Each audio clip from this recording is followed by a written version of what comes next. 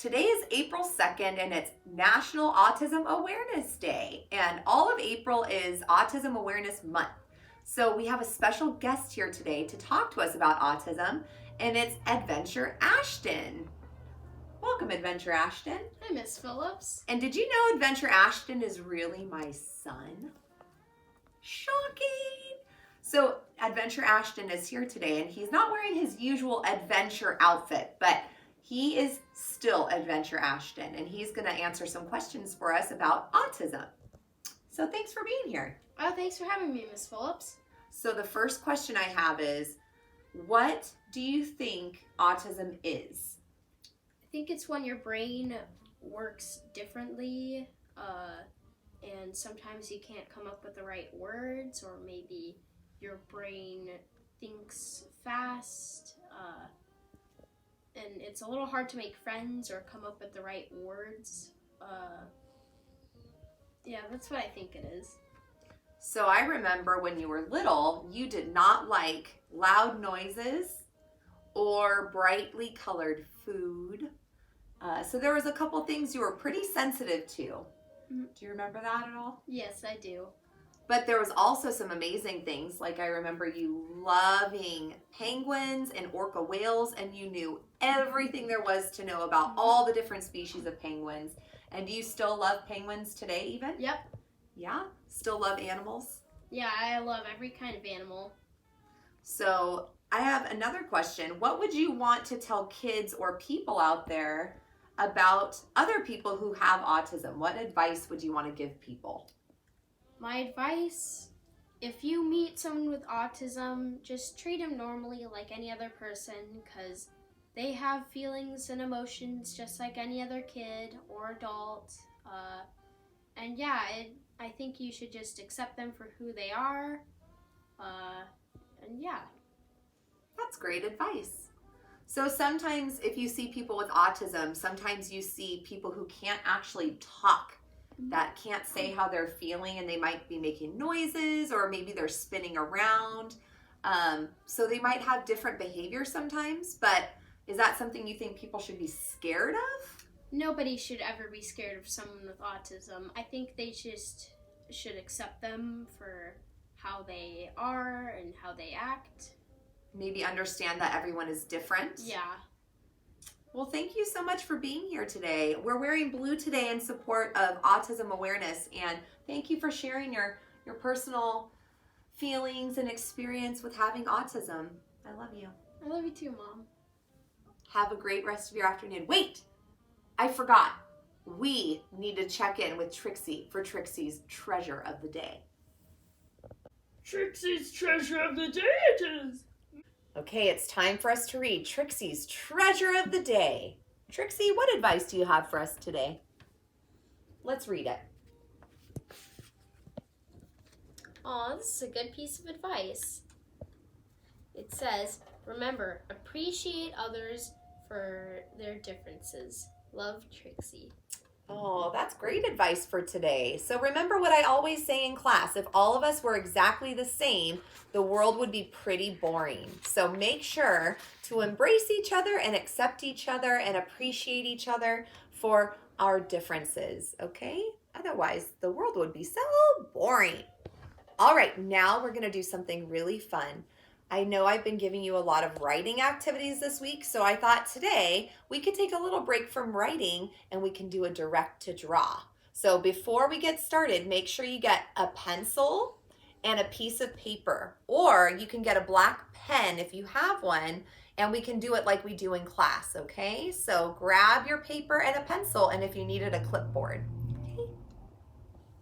Okay, everyone, now we're gonna do a direct to draw today of a, drum roll, a ladybug, a cute insect. So are you ready?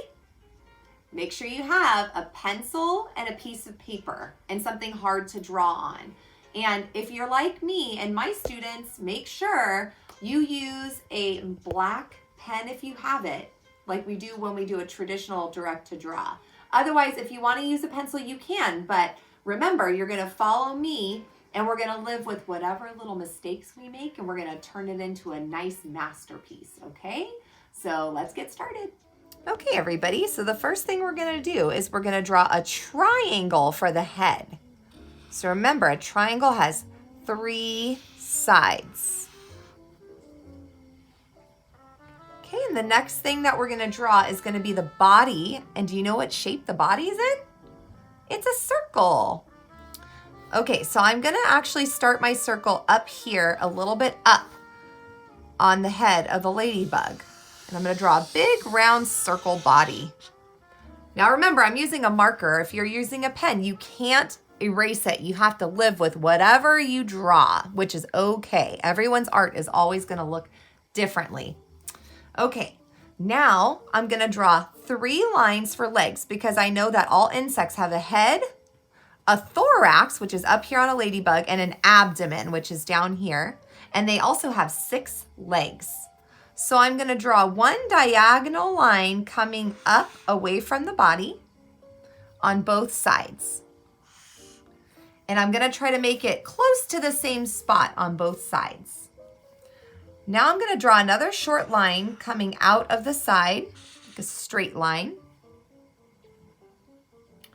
And then I'm gonna do 2 more kind of diagonal lines at the back. Okay, and now it's time for the middle part where I want to show the wings. So what's really neat about a ladybug is that they have 2 sets of wings. They have an outer shell that opens up to protect the soft, more delicate wings on the inside. So they protect their wings. So we're gonna draw sort of a big triangle on the inside. Draw a line coming down. And then we're gonna do the same thing on this side to create those wings. Okay, now it's time to add some details. So we're just gonna add some circles for spots. That's what makes those ladybugs so unique and cute. They have red bodies with those little black spots on their wings or the outer shell, protector wings. And you can add as many little circles as you want, okay? Some of these circles look a lot bigger on this side, huh? But that's okay. All right, now I want to make some big round eyes for my ladybug. So I'm going to draw 2 more circles on the triangle head. And then I'm going to draw some circles and fill them in to make the eyes look kind of like a cartoon. And then my ladybug is so happy. So I'm gonna draw a smile. And I can even add a little letter V at the end of each side of the smile to make it look even extra happier. And then I'm gonna add some curly antennae. And I know ladybugs may not always have curly antennae. Sometimes they just have straight lines coming out. So you can do that too if you want. But I wanted to give my ladybug a little bit of a silly look. Okay, so that's it. Your ladybug is not gonna look exactly like mine, but it's still going to look like a cute, fun ladybug. Now you can also label your ladybug drawing, or you can color it and add more detail to your picture, okay? So I hope you had fun with our direct to draw. Make sure you send me a picture if you do this. All right, and here's our finished product of our beautiful ladybug picture. My son Camden spent a lot of time coloring his best coloring job to make it a nice number 4 coloring job. You can see he added all this detail to his picture with grass and a flower, and the sun is shining down and the clouds. He also added lots of detail to our ladybug. So remember, we're learning about insects this week. And what makes an insect is that it has a head, a thorax, and an abdomen, along with 6 legs and antennae.